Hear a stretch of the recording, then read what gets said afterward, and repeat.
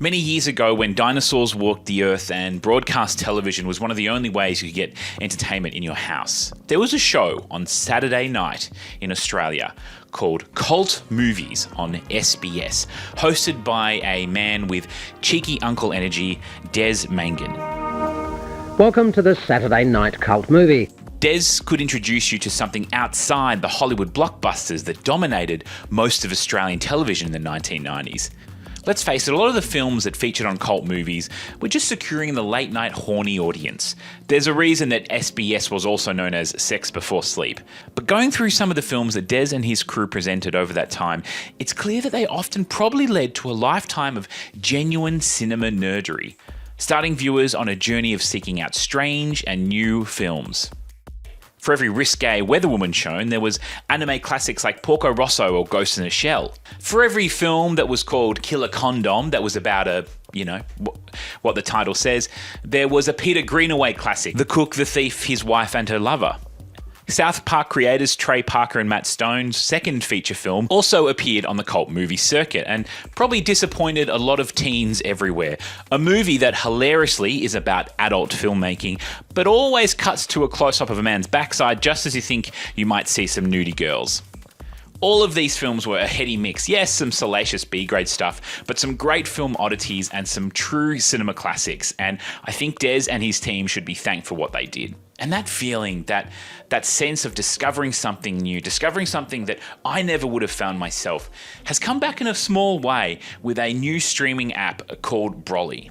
Distribution company Umbrella released this app, Brollie, which is a free streaming site, including a heady mix of classic Australian cinema, gory horror ozploitation fix, and a bunch of other film oddities. Here's a few films that might give you a taste of what is on this app. I'm not sponsored by Brollie in any way, shape or form. I just think it's a really cool little site.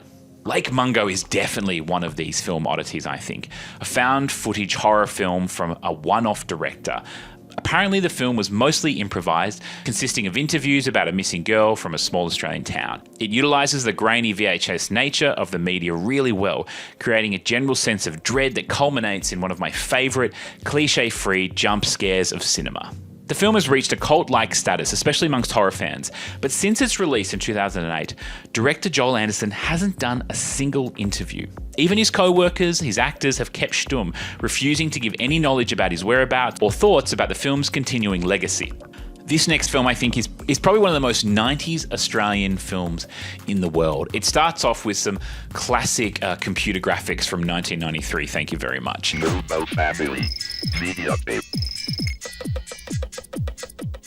It's got William McInnes, pre-Sea Change, he's in there. It's got Lisa McCune from Blue Heelers, she's in there. You want Ian Smith, aka Harold Bishop, aka the greatest Jowls in television history? Yeah, you've got that in there too. Why not mix up a little Dado as a smarmy cop, and why not top it off with a Yellow Pages TV commercial star, Tommy Dysart? You know the one, G-O, G-G-O. G-O, G-G-O. Yeah, that's a very specific mindworm for a certain person born at a certain time in Australia. Sorry for releasing that back into your brain. It's a schlocky, gory, fun horror film, perfect for a late Saturday night viewing. Quentin Tarantino is a known Australian film lover, and he mentioned Roadgames as one of his favourites, a dry and taut highway thriller. Starring one of those classic guys, one of those guys you've seen before, but you don't know his name. Well, this one is called Stacey Keach. He's fantastic. He acts along Jamie Lee Curtis, and they play a truck driver and a hitchhiker who are following a man in a green van who they think is murdering women across Australia. It's a super simple premise, crafted carefully. Keach fighting off madness and paranoia as he hunts the killer along a desolate Australian highway. What I'm looking for is a little excitement. Roadgames. Cult movies, the series I was talking about before, often featured cheap and nasty kung fu films, bad dubbing, insane stunts on strict budgets.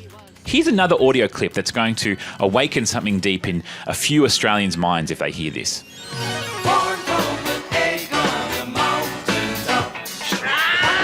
That was from a 1970s TV show called Monkey, which for some reason was played in many, many reruns in the 80s and 90s in Australia, and it's definitely a mainstay of Australian television on ABC. Have you ever bought or rented a videotape that wasn't quite right? I'm guessing that the creators of Top Knot Detective, a mockumentary about the legacy of a cult Japanese TV show and its creator, were also fans of Monkey.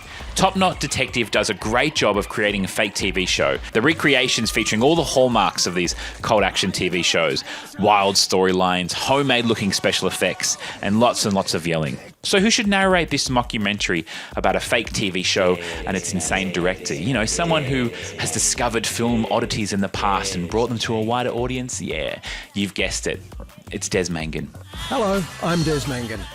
Top Knot Detective is a great and loving tribute to a certain type of TV show, and I'm really glad for its existence. I think nostalgia by itself can be quite wasteful and boring, but I do think there is something to discover about the feeling of why you felt the way you did when you watched something, when you viewed something for the first time. I think a wide-eyed Sam watching these movies late at night on SBS many years ago did plant a seed for what I like to explore in films and cinema around me. Finding movies and filmmakers who push the boundaries, to see movies from outside my own culture, to step out of safety zones and explore new territories. If you have a Des Mangan online or in your life who is amazing at suggesting films you never would have found yourself, please post a link below in the comments. Thank you for watching.